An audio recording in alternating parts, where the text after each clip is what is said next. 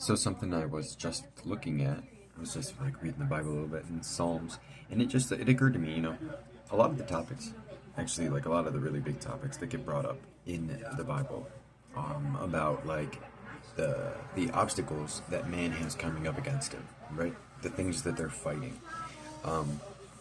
It's not so much like huge big battles, right? It's usually talking about like, for instance, Psalms, or I'm sorry, Proverbs 23, 24.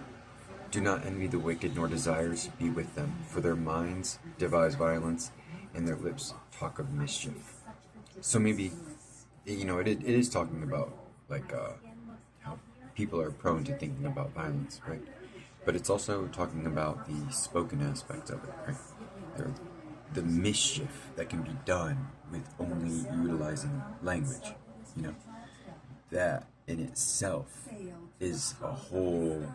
You can build a whole institution that way of people who aren't necessarily aware that they're in the system, you know, and to serve a specific end, which most of the people in the system probably wouldn't even think it's a big deal because it's all towards the goals of somebody who is aware of how to spread mischief with their mouth, Very interesting topic, dude. And I don't know.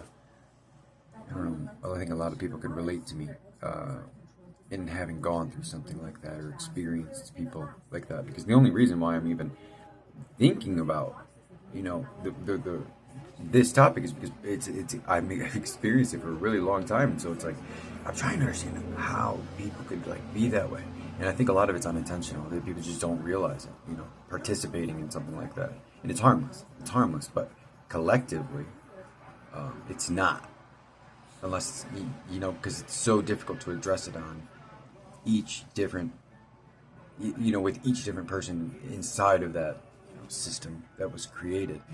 That it's just like, wow, you'd have to go and see everybody and talk to everybody, or rise above it enough to where it shines for itself. I think that's what I'm trying to do.